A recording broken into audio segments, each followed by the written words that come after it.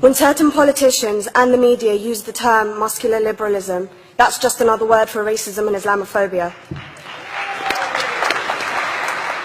This stance on Islam has led them into primary schools to ascertain why young girls wear the hijab, as it could be interpreted as a sexualization of these young girls. I say shame on Ofsted for victimizing young girls, for choosing to wear religious articles of clothing. There is no such measure made for other religions or other articles of religious wear. This stance has other ramifications. It signals to the British public and emboldens groups such as EDL, BNP and other fascist and racist groups that women are oppressed by Islam, are made insubordinate to the men that supposedly force them to wear it, and that it is the job of the British state to liberate us. We reject this imperialistic saviour thinking.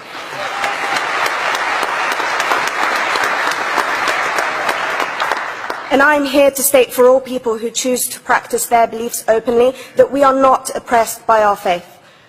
Islam is not one homogeneous block. There are Muslim women who do not wear the hijab, and that is their interpretation of their faith. The Quran beautifully states, "La ikraha fid din," which translates to, "There is no compulsion in religion." My faith has given me the right to choose 1,400 years before the Universal Declaration of Human Rights told me I could.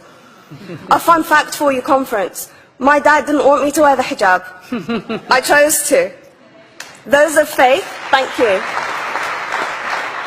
Those of faith should have the right to choose to wear their articles of faith.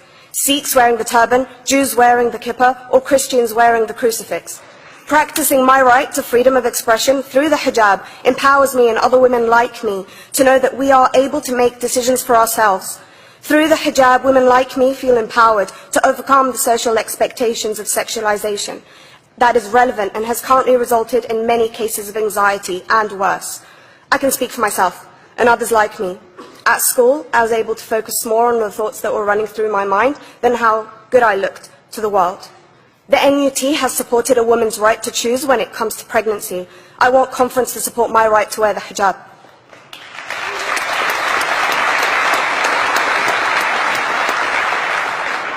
How I choose to practice my faith is clearly displayed for all to see. This makes me the target of hate crime. The level of racist attacks on Muslim women is disproportionate to any other oppressed group in British society because we are an easy target. This decision by Ofsted has ramifications beyond the school gates and must be seen in the context of increased attacks on the Muslim community and perpetuates the outdated notion that Muslim women are victims. I was on a trip last year to Hampton Court with my Year 7s, where a man felt comfortable to call me a terrorist. As a Muslim woman, I'm not a victim, so I challenged him. He denied it. I'm sure you've heard of the Punish a Muslim Day. It's been spoken about a few times already this morning. And as a Muslim, I'm actually quite optimistic. They're trying to limit it to one day. That's 364 less than normal.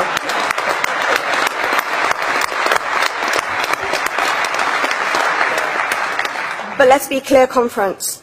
Islamophobia and other forms of racism affects non-Muslims too. If we don't challenge this stance as a collective, we may turn into a society like France, where women are forced by the law to choose between their faith and their education, their faith and their right to work in the public sector, their faith and their right to enjoy a day out by the seaside with their families. I want to end by stating that I came to this country as an 8-year-old refugee. We are Palestinians, forced out of our land in 1948. We lived in third world conditions, similar to those in Calais for 60 years. Here, I received the support I needed to study law at university and become a secondary school citizenship and PSHE teacher, and a school rep. An injury to one is an injury to all, and I want to thank the Union for its stance on all oppressed groups, in particular mine, Palestine. Thank you, conference. Thank you, Latifa.